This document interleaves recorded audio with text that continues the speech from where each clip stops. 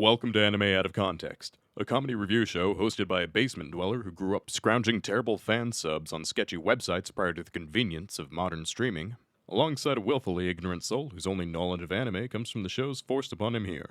This show will contain spoilers, incorrect information, and copious amounts of adult language. Our hosts are not experts on any topic, and everything they say should be taken with a grain of salt. Thank you for listening, and enjoy.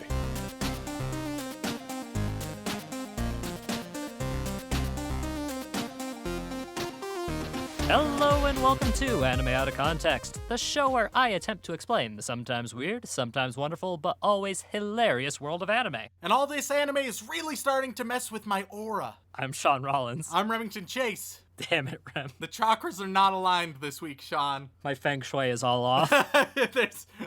Something is afoot. I need to move that sofa to the opposite side of the room or else it's going to be out of whack for the rest of the week. It's going to be awful. So, Sean, amazingly, we're on a hot streak, at least as far as I'm concerned, where it's been, for the month of January, it's been all good so far. And this is our last January episode. Yeah, I mean, you've more or less had nothing but a solid month of good anime. Yeah, and we could tie that knot right here, finalize that January going into 2021 is a good anime month, Sean. I mean, if you count like the very, very end of December, we basically have a full month worth of anime. I'll be honest, I can hardly remember that far back. It's all a blur. I repress things after a week or so. Okay.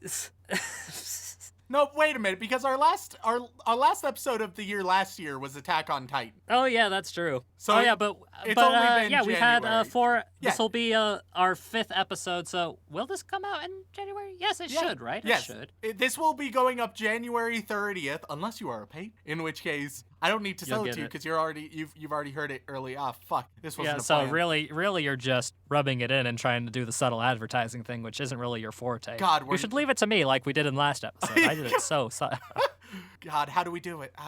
No, really, how do we do it? But yeah, oh, that's right, because this month started on a Saturday or a Sunday rather. Friday. It's Welcome to Anime Out of Context, where Sean and I don't know how time works. No, we don't. It's all blended together. We still have a fucking 2020 hangover, and it looks like we're starting 2021 with drinking as well. So it's gonna be interesting. All right, so Sean, are we going to have the bookend? The fifth anime of January. The fifth anime of January, is it gonna be good? In which case, January is one of the single best months of anime we've ever had on this podcast. Or has it all been building up for a crash landing, Sean? Well, Remington, that remains to be seen. Oh, fuck.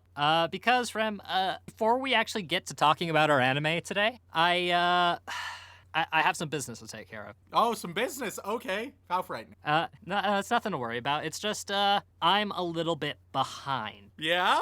Yes. On your combination birthday Christmas present. It is. My birthday was in November. Christmas was in December. So that will put you a bit behind. Yes. So I got a little something for you. Oh fuck. Oh no. Oh no. This will make way more sense to people who have listened to our pre-banters, because I think it's something we talked about a couple months back, maybe. But I just thought I'd do something nice for you, Rem, because you did something so nice for me on my birthday. I gave him, for those who don't know, I gave him customized art of Sean as a D&D character. He was a really high quality wizard. It was a nice quality commission. It was a very high quality commission. Problem is the race you chose. It was a homebrew race. Homebrew. Fucking homebrew, you say? I was a minion. I made him a minion. Yeah. He loved You made me a minion. All right. But Rem, I am not an entirely vengeful person. Oh? I thought I would do something nice for you for your birthday. Okay, kill him with kindness. Yes. So in one of our pre-banters, we like to do quizzes in our pre-banters, just because they're weird and they can sometimes prompt good humor because a lot of the quizzes are really, really bad. And two of the quizzes we did were what anime characters me and Remington were. No.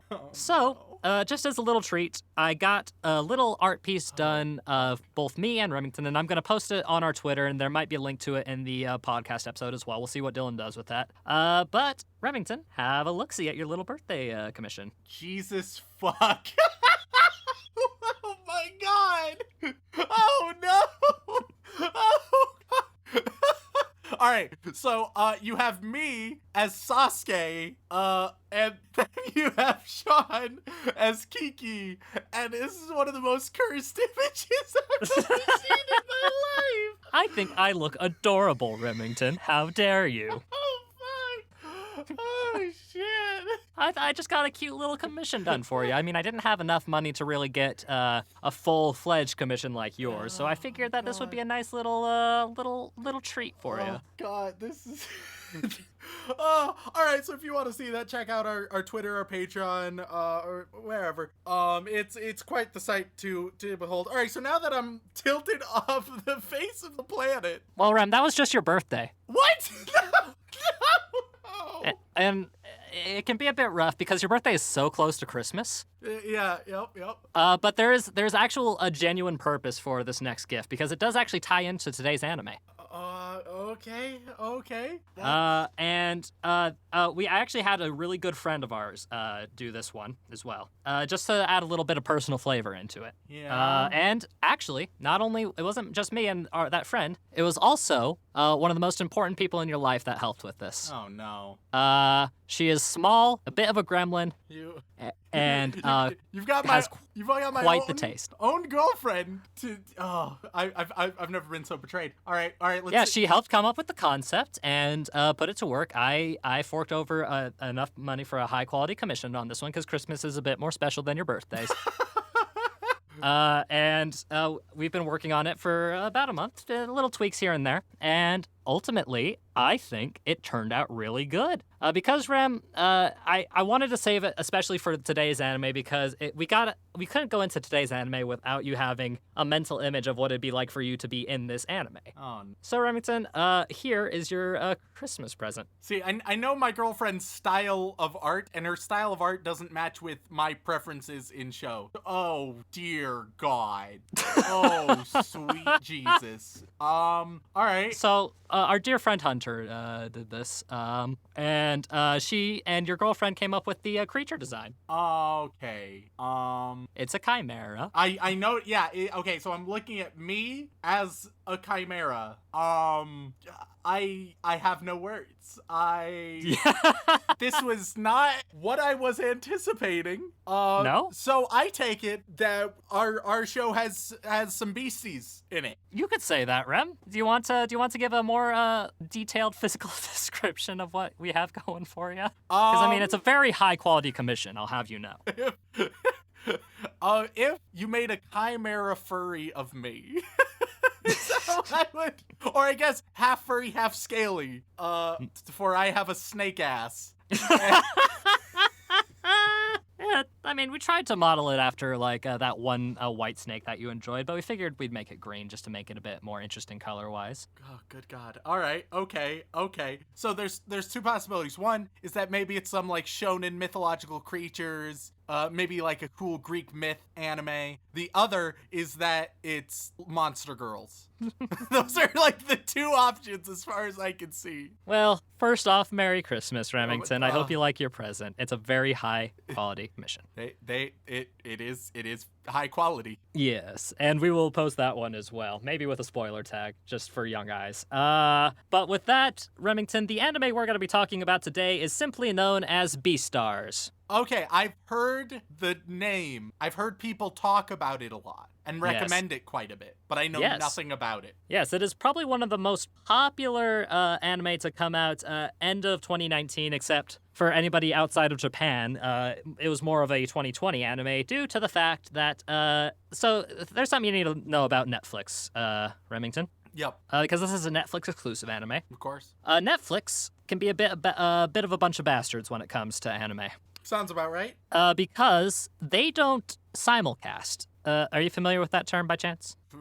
Obviously, but for those who aren't aware, maybe give them a filler. Right? Yeah, I thought so. So, basically speaking, Remington, a simulcast is the translated episodes of the show that come out as the show comes out, with as minimal delay as possible. So, like, the anime will come out, and then give it a little bit of time, and then you'll get the subbed version overseas. Okay. Right? So it's a week-by-week episode type deal. Yeah. Like how TV shows happen. Yep. Netflix, they don't do that. Netflix waits until the entire season is done and then drops it all at once. So if people, they're all about that binging. Yes.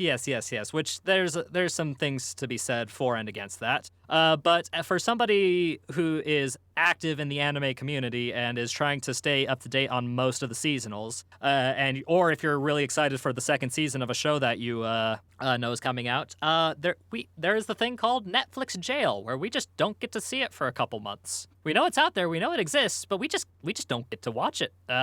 And so by the time that we get to watch it, most of the global hype has died down, more or less, because Netflix likes to cuck us, as the kids say.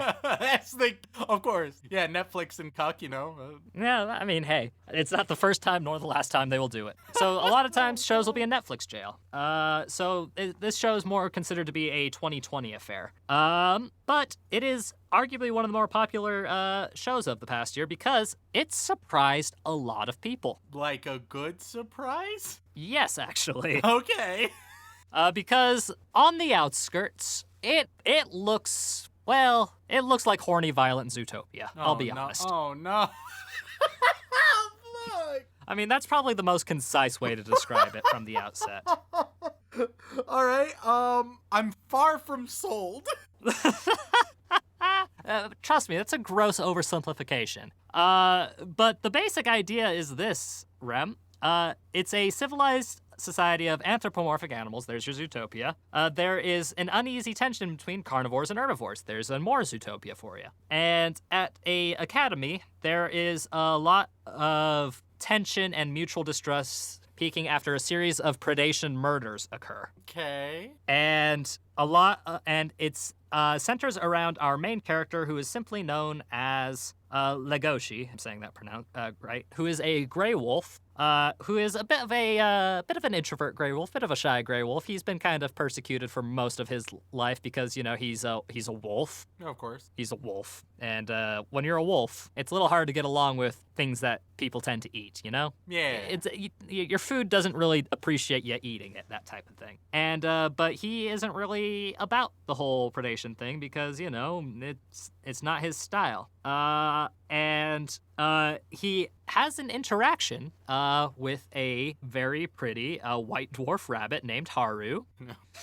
And is dealing with the instincts of being a predator versus his complex, potentially romantic feelings towards this rabbit, as well as all of the murder and blood and violence that's going around in this world. So it's a bit of a mystery thriller romance with a bit of edge just for flavor. This is just some Twilight bullshit right here.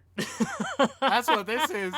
I mean, he doesn't sparkle in the sunlight, so it's probably fine. Thank God. All right. Yeah, that was the only thing I ever criticized about Twilight. So as long as it doesn't sparkle, I'm fine, actually. It is weird how that is the thing that people latch onto immediately when they think of Twilight and want to criticize about it, right? It's a little bit strange. Yeah. Like, take one of the most key vampire things and just make it like nobody would be afraid of me if I was glittery and pretty. Which I'll be honest, if anything, the glittering thing, it's one of the better things to come from the whole series. Yeah, because if you think about it, it's different. Yeah, it's different, and if it's pretty, guess what? Prey likes to do: move towards pretty things. Yeah, no, that's one of the very few things I think I might actually support. Yeah, no, it's a bit weird, but it's definitely better than whatever the rest of the series was. And we're not just blindly criticizing. I believe both me and Rem have read the series. Yeah, unfortunately. But it's a shame. Do we get any sort type of love triangle? Do we get an Edward and Jacob or anything? Oh yeah, I mean the rabbit's a bit of a whore, but that's besides the point. The rabbit is a bit of a whore. Look, man, I can't help it if the main character, Wolf, is just a bit of a shy, introverted guy who just wants to, make friends, possibly have some romantic exploration. I'm not the one that is suggesting that. I'm just saying that, this is definitely a more adult-orientated show. Oh, God. All right. Okay. Is there anything I need to know before we get into things? The first shocking thing that might come to mind is it is actually, it's another 100% CG anime. Oh, God. Oh, no. Wait, so is this just that Zootopia mixed with insert any edgy bullshit anime here, mixed with that one CGI zoo girl show? Kenmono Friends. Yeah, Kenmono Friends. Believe it or not, the animation in this isn't the worst thing on the face of the planet. That makes me want to tear my eyes out. No, that's an anime we're going to have to cover later this year. Oh, God, it only has 2 episodes out right at the point of this recording, but I've already want to cry because of it. So I figured watching something that has at least a solid CG animation would be worth the time. Whatever you Plus, say. it's thematic with your Christmas present. Oh, God. All right. Okay. So, Rem, it'll be up to you whether or not January ends with a positive experience. I disagree with that, but sure. So without further ado, let's jump into Beastars, or Beastars. No, there's only one. It's Beast ARS, so Beastars. There you go. God damn it. Ladies and gentlemen, we are back after consuming 5 whole episodes of Beastars. And Rem, it's going to be interesting how you feel about this one because it is probably one of the most interesting stylized anime we've covered to date. Yeah? Yep. Yes. All right. Let's see. How you don't even here's the thing about Beastars right off the bat. Mm-hmm. It tilted and confused me quite a lot. Quite a lot. Oh yeah? Yeah. Because as we all know, I don't know anime things, right? I'm still getting used to the anime tropes. But now, attached to that, another subculture of which I'm ignorant, the furry community. And so those just multiply one another. And I'm just a confused boy, Sean. But I'll give it a go. I'll see what I can do. Okay, Rem. Let's break it down, shall we? We open up, the show starts with an alpaca. I thought he was a sheep, but he's an alpaca, as it turns out. He's running from some evil carnivorous beast. And he's like, oh God, you wouldn't kill your classmates. Why? Oh God. And then he gets murdered. Which I guess that means that this show takes place in America. And No, Rem. There are no guns involved. It's fine.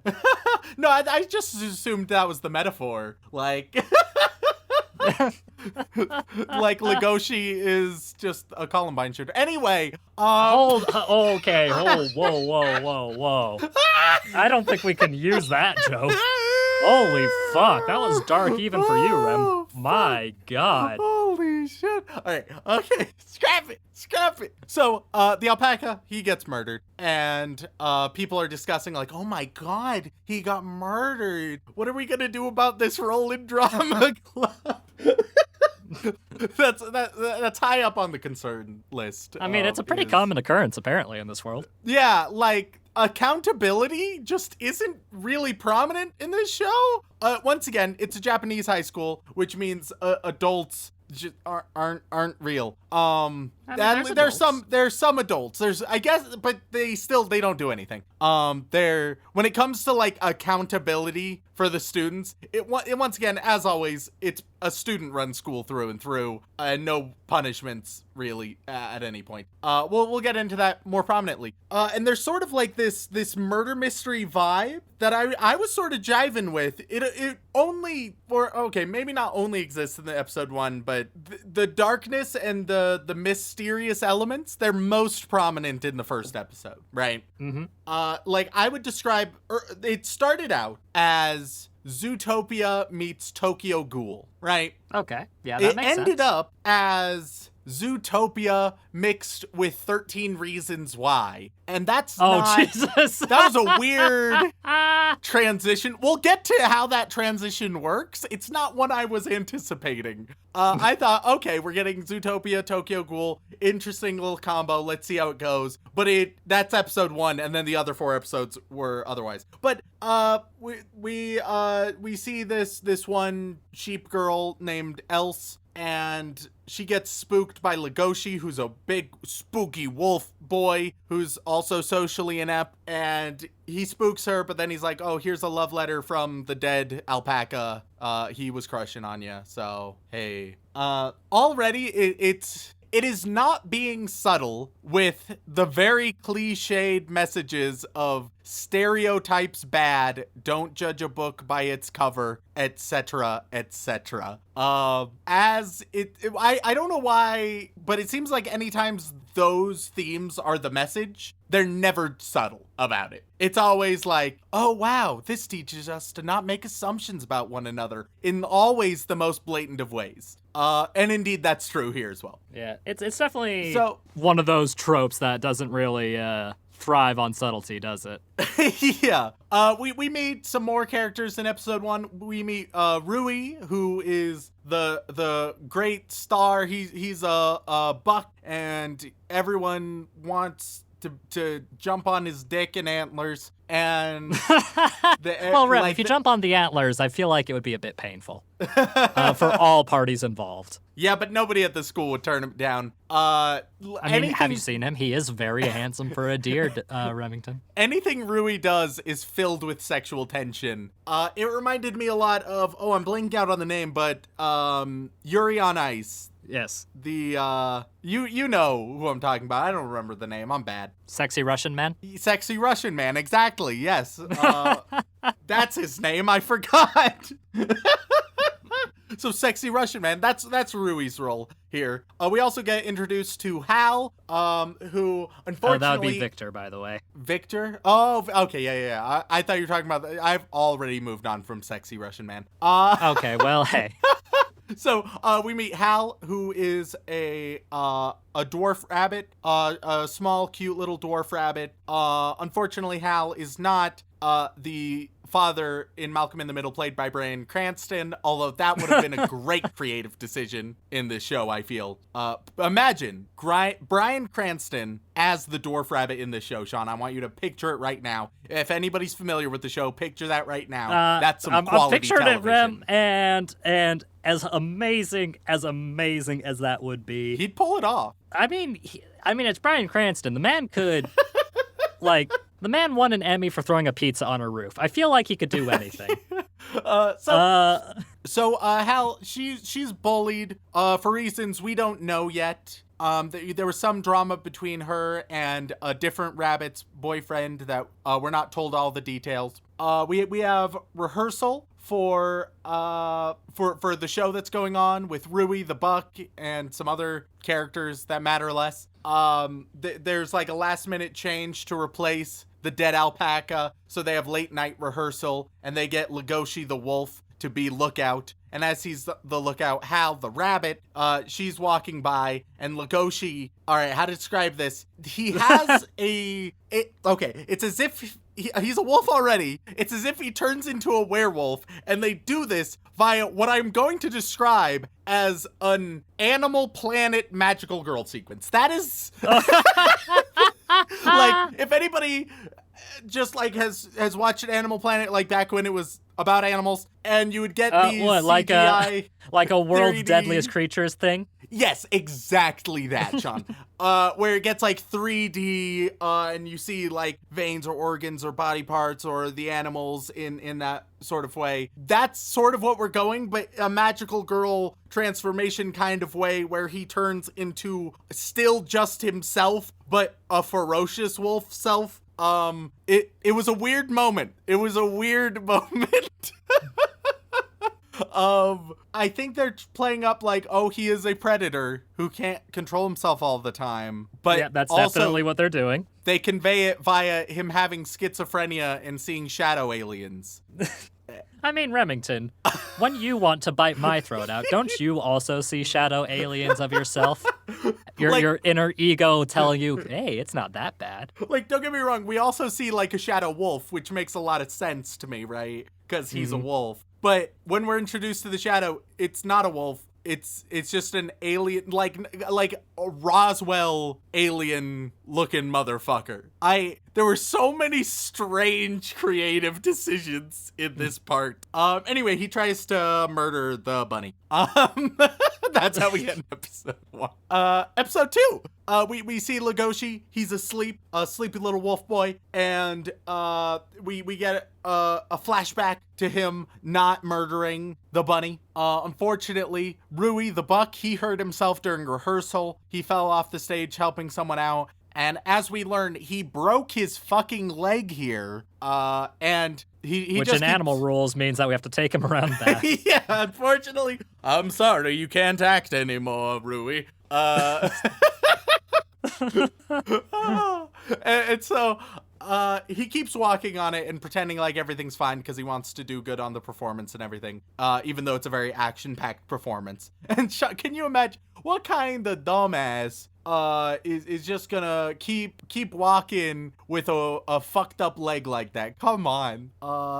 It definitely doesn't sound like a certain somebody I know from our seasonal acting job on not just one, but like I've lost track of how many occasions a certain somebody has injured himself to the point of me having to carry his happy ass to my vehicle. Couldn't tell you who. Who knows, man? Definitely anybody listening knows. That would be absurd. It would be ridiculous. So that happens. We get a weird like lunch fight that Legoshi steps in on, and I don't know Legoshi's deal, Sean. I'll be honest. They're sort of doing this like he's a super predator, but also totally not, and he's not very in tune with himself being a predator. And I only have one way to make sense of it, which I will describe in a little bit. But I'm still unsure with what they're going for. I can tell Legoshi you what they're going confuses. for. Legoshi confuses me, Sean. I mean, I have the answer. Like, it's right here in my notes. I would shake the paper if I had a piece of paper, but it's all in the computer, so I'd be shaking the whole computer, and that's just not good podcasting experience. All right, do share, because like I get that he's sort of like a prey-like predator, but he also has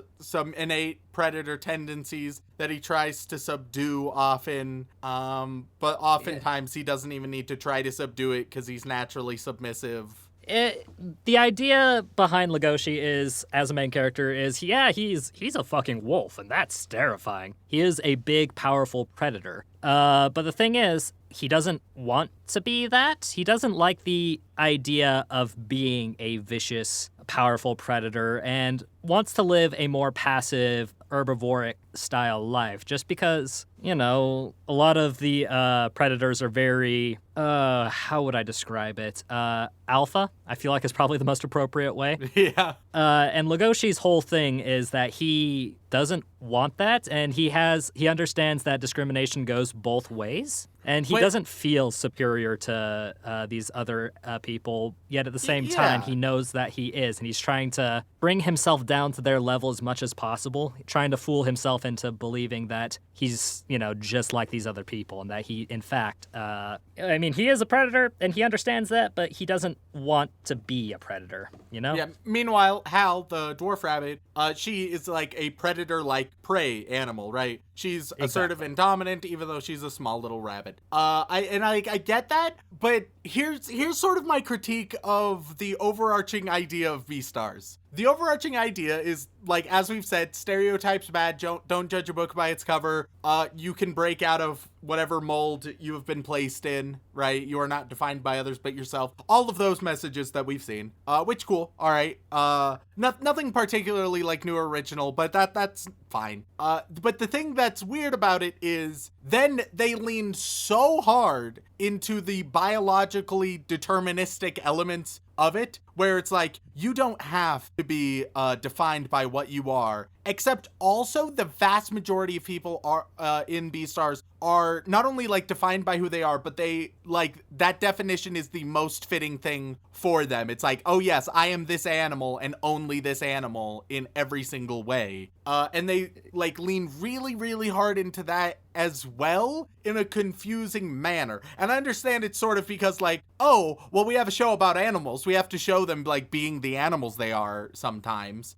But I just think the way it's handled gets a bit muddled on the theming and the messaging at times. Yeah. Like, I can tell what they're going for, but I don't think it's a clean execution. It's definitely a little shaky in the first half of the first season, I will say that. But I think what another thing that they're trying to go for is they're trying to emphasize the balance between their naturalistic side and their, humanistic side.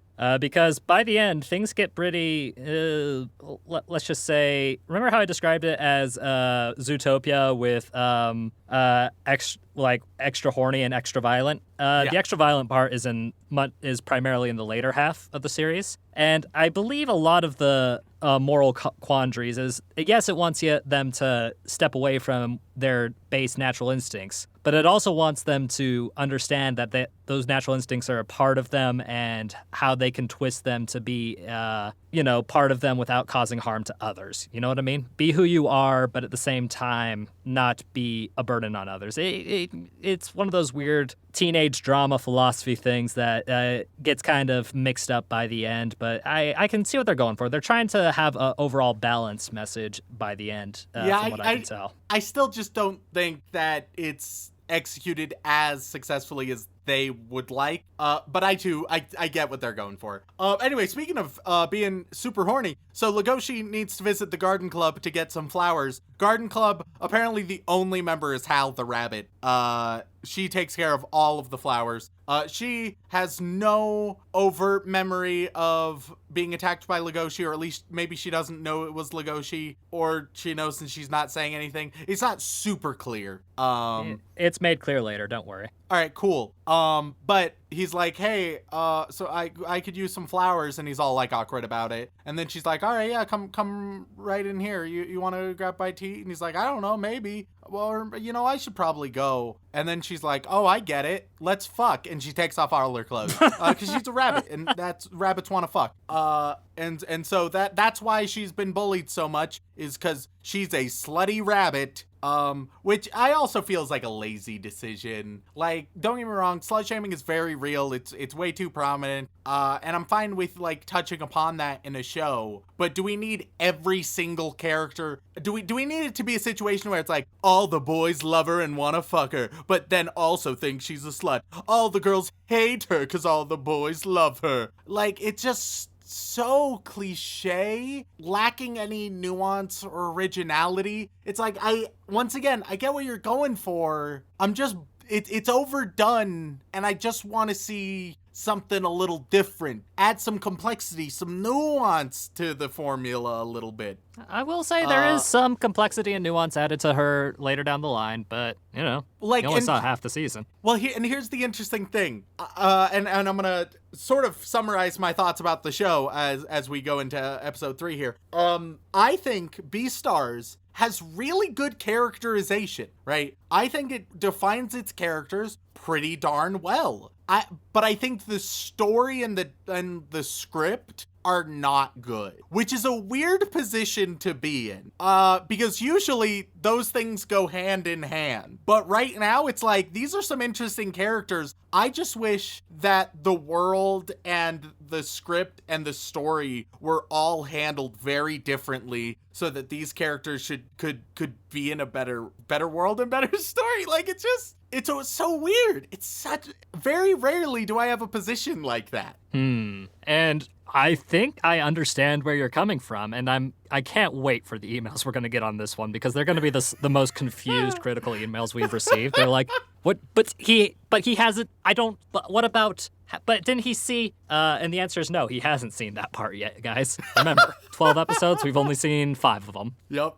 So episode 3, we open up with some boys talking about how slutty the rabbit is. We get an assembly in which Rui's given an award. We get exposition about Drama Club and the members of Drama Club. The rules of drama club. First of all, there's a 14-year-old. There's a person who used to be a 14-year-old dominatrix. Don't know why they had to include that. Strongly disagree. But the premise of drama club. I'll be honest, I definitely forgot about that. Yeah. I like, what the fuck? But the premise of drama club, it follows the fairy tale principle of everyone has a scar. Which once again, I'm gonna say it every time. I think it's sort of dumb. Don't do that. It's so cliche. Like, oh, we're just such a band of misfits struggling together, man. We've all had troubled pasts. It's like, oh God, stop. I just want this show. It has such a unique style. It has decent characters, and it has some unique elements of it, but it's just flooded with bland, unoriginal cliches at every turn, and it's sucking the life out of me. So we get introduced to Journalism Club, which is like paparazzi yellow journalism club. Apparently, they just want to wreck fellow students' lives, I guess. Like, that's the preface. We have a scene between Legoshi and Rui where it's clear they want to fuck. Like, the premise is Rui is like, come on, be a predator, bite me. And Legoshi, like, sort of nibbles at Rui. They want to fuck. Look, man, Rui is just a walking, talking mass of sexual, like... Like, I get what they want is Legoshi and Hal, right? That's the romance of the show. But there is so much more chemistry between Legoshi and Rui, man. There is so much more. Oh, you have no idea. My God. They need to be the ones to fuck, though. I don't think, like, a long-term relationship. Legoshi's not ready for any long-term relationship in this world. He needs to have his heart broken a couple times. Yeah, you could say, you could say that. You could say that. Man, having foreknowledge of what goes on in the series is definitely interesting in this scenario because of your particular criticisms. But yeah. So then we have the performance of the show. Rui performs it on his fucked up leg. He does super well. Everyone fucking loves it. And then he faints as soon as the curtain is down. Episode 4, we open up. He's in the nurse's office. The drama club is surrounding Rui, checking it up on him, and they're like, oh, he has a broken leg. Oh, shit. Oh, fuck. What do we do? They assign replacements. Big tiger boy, Tony the Tiger, is now taking Rui's role, and Legoshi is taking Tony the Tiger's role. You can't just say that. I don't know his name. That's all I'm saying. It's Tony. It's Bill. His name's Bill. I don't know how you forgot that. It's very important. You know? Oh, yeah. Of course. Why would I go with Tony the Tiger when it's clearly just Bill? Yeah, Bill the Tiger. He's a well-written and fleshed-out character. His name is Bill, he's a tiger, and he's a dick. What more do you need? So here's the thing. So, Bill was specifically chosen by Rui, right? Because Bill is, like, real good and stuff. And I thought, okay, this is nice that, like, they're showing the tiger to be competent and capable, real swell. But then they decide, oh, but we need a baddie. So the tiger is actually, he's the predator of all predators. He's such a goddamn alpha, and he's snorting some rabbit blood to really give him that predator edge, and he's just such an asshole now. I was like, oh, okay. Like, I thought it was going to be interesting to have him just be like a pretty swell guy, even if he's a little flawed, but instead they just lean into complete assholery. You know what? And it might just be the CGI that's making me make this comparison, but I'm just drawing so many parallels to Ruby, where it's like, there's so much potential here. And I'm like, yes, this is so good. And then they fuck it up. And I'm like, no, you have something good here. But that's how Beastars is making me feel. So we get the replacement performance. Legoshi found that Bill had some bunny blood that he was snorting, and he's angry about that. And so on stage, they start actually fighting, and Legoshi tries to murder Bill. Like, he is just brutalizing the fuck out of Bill in front of all of their peers and the drama club, and everyone is just like, huh, nothing we can do about it. You know, really wouldn't want to spoil the performance. Yeah, I mean, as far as we know, that was part of the performance. I mean, haven't you ever seen like a proper fist fight break out on stage that you thought was so real? Definitely not. When like bruises and blood start spurting out of a motherfucker's face, especially because you had already seen the show the day before, and it definitely wasn't this. And if you're in the drama club, you can see that this is clearly fucked, but everyone lets this happen, which is a dumb decision. Also a predictable one. I mean, would you really get in the way between a fight between a wolf and a tiger? I don't think I would. Oh, how unfortunate that they don't have another half dozen big ol' predators in Drama Club that they made sure to show us in this big divide scene that we had earlier. Look, the hippo's a pacifist. It's fine.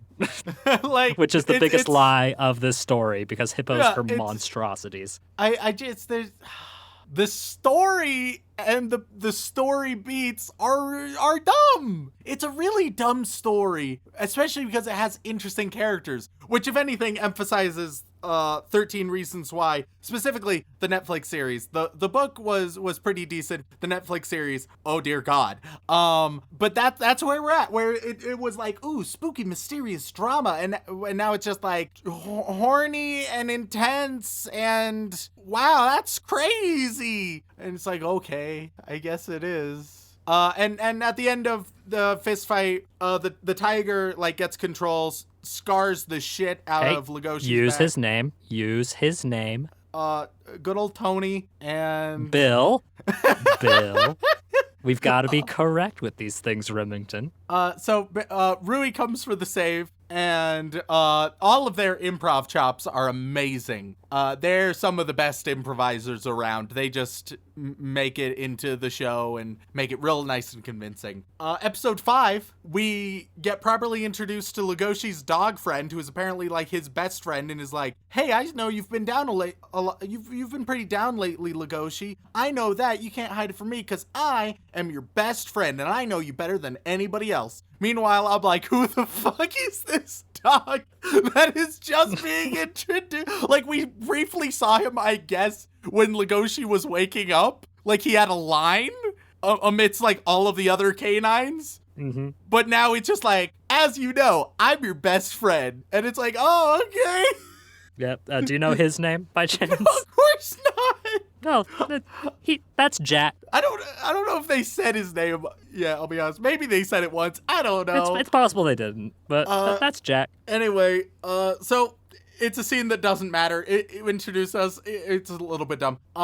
Rui talks to Legoshi and Bill and is like, you guys are suspended from the club. And then the paparazzi show up and he's like, all right, you're not suspended. Talk to the media for me. Which, all right, sure. We see that Rui is also fucking Hal the bunny. Then we get to the Festival of the Meteor. We get some exposition about that. That lasts a little bit too long. Legoshi leaves his crew and runs into Hal the bunny, and they walk home. They have food together. They lock eyes, and he's like, oh my God, I am in love. But even though it was more of like episode 5 transitions from Zootopia 13 Reasons Why, and now we're into Zootopia Twilight, where it's like they're just suddenly in love, even though this is clearly an unhealthy relationship dynamic that we're being told we should root for. And now this is where we're going to get the actual angry emails. Are people going to try and say that this is the model of a healthy relationship? Is that what people? Not. people with actual sense and reason, probably not. People who have seen the show to completion and are excited for the second season, we might get some letters. They might find our physical address and give us actual paper letters. We don't know. Oh, God. Let me say, Legoshi and Hal shouldn't be together. Maybe go on a date or something. Maybe she quickly breaks his heart, but they should not be together long term. Dear God. Not right now, at least. Also, as a side note, Hal reminds me of very specifically of one of my exes, and that makes me uncomfortable. I know exactly which one you're talking about, too, I think. You do! It makes me wildly uncomfortable a little bit. Fortunately, I am not Legoshi, but there was a Legoshi in the story, and things did not end well for the Legoshi. It rarely ends well for the Legoshi. I guess. Legoshi. I was like a shitty Rui in this example. But expect all the fan art of you with antlers now. Man. Oh I no! can't wait for that. You've already for my birthday, or I guess it was my Christmas gift. You've already given me a nice furry. Yeah, that was the first half of this episode, bud. Yeah, I know exactly. That's what I'm referencing, and so I don't need any more. You don't need any more? I don't. Sure? But this would be show specific. Anyway, so yeah, that's Beastars. It has some really good shit. The characterization is really solid. The music is pretty good, albeit sometimes doesn't fit the scene that it's in. Like, the music is really high quality, but sometimes just not congruent with what's happening on the screen. The OP is phenomenal, and like the intro, they have some really good stop motion, which is super interesting. Definitely jiving with that. You can tell that a lot of thought and care has been put into this, a lot of stylistic visual decisions, even if sometimes the movement is a bit janky. Like, there's so many really good things about this show, and also so many really not good things. Way to part the Red Sea of the fandom there, Rem. That's great. Like, I feel like most people should be able to find some merit in Beastars.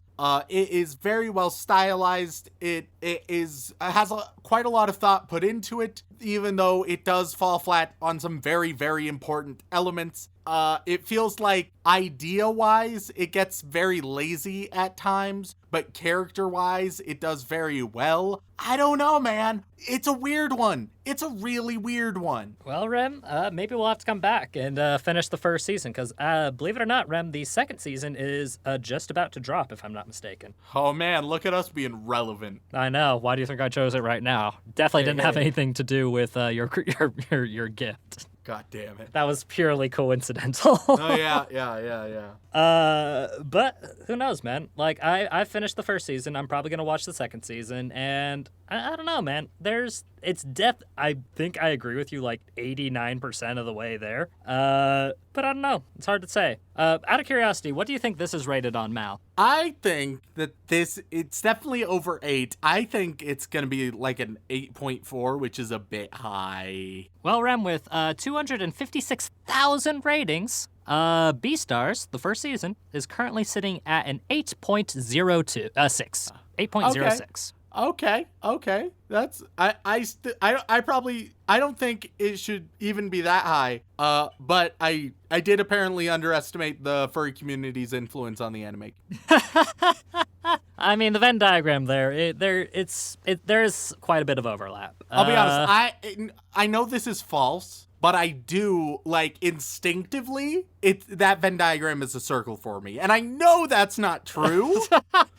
It's like, in my mind, it's a circle within a smaller circle. Oh, Jesus Christ. But, like, yeah, see, now that's going to get us the emails. None of the stuff you said about the show. You just called our entire audience furries, and I feel like... Hey, but I am okay with people being furries, all right? I don't get it, but I support you, all right? I think you guys get a lot of flack that's undeserved. Some flack that is very much deserved, but most of it is not. Yeah, no. Am I doing good for PR relations yet? Not really, but that's fine. We'll get emails, I'm sure. I will say, we on this podcast are pro furry. Oh God. As long as it's handled in a healthy and reasonable manner, like fucking everything. Talking to you, weebs. Y'all know you get a little overheated sometimes, just the same. Like what you like, and just don't be a dick to other people. That's the moral of this story. But without further ado, Rem, I've got one final question to ask you. Any chance you'd like to watch a bit more Beastars with me sometime? Oh, fuck. This isn't an easy... Maybe? I don't know, sure. I guess. You just want to see how horny and violent it gets? I I want the show to become what it has potential to be. Well, maybe if we come back to it, it will. But until then, without further ado, thank you all so much for turning in. Turning in? For fuck's sake, Sean, I've only done Hey, almost maybe they're 150 going of to these bed. fuckers. Maybe they're going to bed when listening to our podcast. They're turning in for the night, you know? Yeah, because our voices are what people want to hear when they're going to sleep. My nasally nerdy tones and your exasperated grunts and sighs. That's exactly what people need when they're going to bed. Hell My yeah. God. By the way, our ASMR album is coming out pretty soon, so just stay tuned for that. Oh, God. Oh God! Please don't actually want that.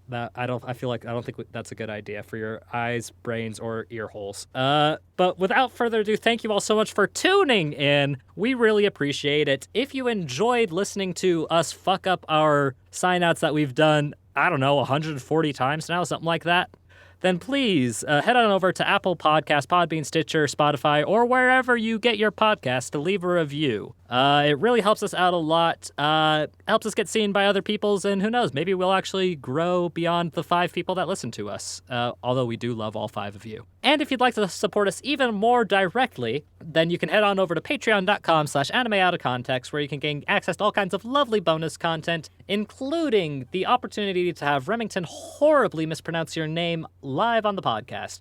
Rem, who are we thanking this week? Well, of course, I would like to send my regards to all of our bland bitch protagonists, as well as our magical girls, but we reach the yandere waifu tier, who are using their predatory instincts to hornily claw at us. And on that list, we have Reverse Gizmo Kismo, Redneck Weeb, Kitty, Juliana, the Great Horned Rat is the greatest chaos god, yes, the Booty Knight, Snap Snips, Sean Onichan Baka Uwu, Sean Basement Dweller who grew up scrounging terrible fan subs, Rollins, Sarah Birch, Salty Pretzel, Ross Palmer, Remington is not a man of culture, Foxen Boy, Remington Merrill, ready to be isekai'd, Remhub, Nick Harvey, Mahu no Pug Tears, Lonely Geek 23, Kyle Welsh, Kazu Morocco, Jax, Jacob Livingston, Inuyasha is my favorite cryptid. Ichigo Simp 015. I see, so the lovable gremlin is your favorite. Sean, good choice. She tied with your member one spot myself. H-Wood.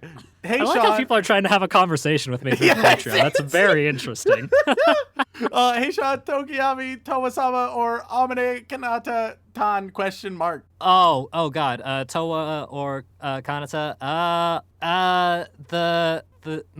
Off the top of my head, I think the gorilla is funnier, but the devil is cuter. What the fuck? Glenn Michael Dolan. Farmer, I'm too sexy for my shirt. Too sexy for my shirt. So sexy it hurts weeb. Echidna is best girl. Dylan Simp. Devin McCutcheon. Darth Pikachu. Darkswarm 713. Cheese Monkey. Ariel Bird. Apostle of the Church of Remington. Andrew Sinclair. Andrew Rowicki. Elise Howard. Alexander Nasi and Sanyo. Thank absolutely every single one of you. Now we move on to the boy wizard tier, heading over to Hogwarts. And you know what? Harry Potter, a great creative work created by a very talented author. I know there's some controversies in the news. I don't want to discuss that. So I'm just going to sign people, very talented artists, and nothing else. So, the Brown Mamba, you're gonna get another, talented writer, Orson Scott Card, and... Oh, I see what you're doing. Oh, no. What? Oh, wait, what? He's a very popular, well-renowned author. I don't know. Sean is reading too much into it, I think. Then we have Spicy Log Horizon is one of the best written isekai. Use the BS rule hot take. Let's keep it, in the realm of literature. You're getting Lovecraft, getting eldritch and spooky in this sumbit. Oh, God. Rare, please do more cute girls doing cute things shows Kumiko. You are getting... Are they getting Hitler?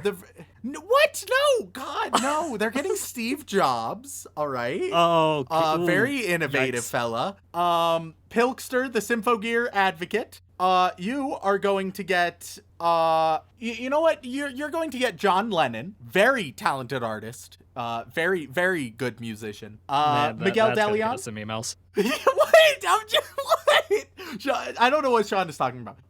Miguel DeLeon. Let's get interesting with it. Athletes can be artists too, and you're getting a very talented professional wrestler, Chris Benoit. Ooh. And he was a very no. he was a world class athlete and told great stories in the ring. MT the Poet. MT the Poet. You're getting let's go a little older. You're getting Paul Gauguin. Oh dear. Very interesting art, especially his work with the natives. I call Bone Drew Daddy. You're getting let's get musical. You're getting Chris Brown. A lot of people really like his music. God. A lot of people. This is. Oh God. If this gets too rough, Dylan's gonna have to re-record this, and I feel bad for him. What?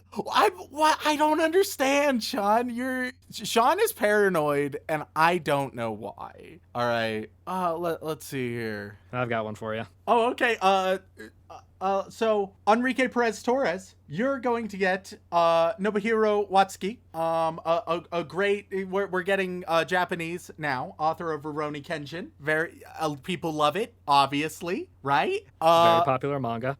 Delina Perez. I mean, we may as well go to the one who started the conversation. You're getting J.K. Rowling. And for some reason, I feel the worst for them. Dedicated sadist. Last but not least. I guess let's have a silly one. We try to have a silly one. So Sean suggested Hitler. I guess we'll say Hitler. No, that's too mean. You're getting I guess Thomas we'll Edison. say Hitler. You're getting are we getting Thomas that on a Edison, shirt? dedicated sadist. No, dedicated sadist. You're getting Thomas Edison, a great inventor and innovator. So everyone gets what? I don't know. Sean is real cynical today. I'm real cynical, especially about Thomas Edison. But we move on to our highest tier, the $50 tier. Chefino Musco getting into the White House. I didn't plan ahead for this one. Sean, what are we doing for our Chefino Muscos? Oh Jesus. They are getting one sec. Whatever you choose is probably better than what I was about to say, because I was about to say VTubers, and that doesn't make any sense. I've got them on the brain lately. Sean, are there any notable okay? We'll give everyone a persona. Everyone's getting their own persona on the Chef and Musco tier. Oh, okay. I see. See, that's thematic. And if All right, anything gets your persona incorrectly, I'm sorry.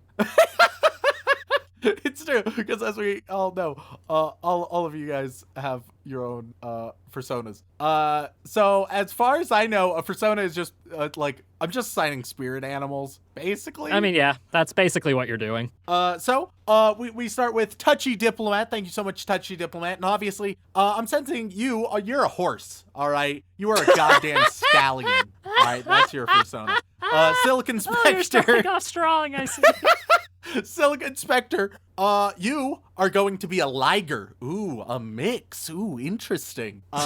Zachary Shirley has entered the realm of awesome and is now a subject of awesome. Oh God, I hope Sean doesn't know what that might be referencing, and I just hope that it isn't referencing what I think you're referencing. But Shirley, you're the classic wolf. You're the most popular of all personas. What anime do you want to revisit the most? We answered that last time. But your persona is going to be a cat. You are a cat girl or a cat boy. Congratulations. That is the future that Biden wants. Emoto Emoto Aiga Uwu Remi Oni-chan Baka. You are going to get you're not getting a persona, you're getting a scale sona. You are a dragon. Then, last but not least, we have the Almighty Sinner. The Almighty Sinner, and you are going to obviously be a dwarf rabbit. So wcongratulations, everyone. There you go. There's your personas. And if you would like to contact us, whether it's for a comment, question, feedback, or recommendation, you can either tweet us at AnimeConPod on Twitter or send an email over onto animeoutofcontext@gmail.com. Once again, guys, thank you so much for tuning in, and as always, don't fuck your sister.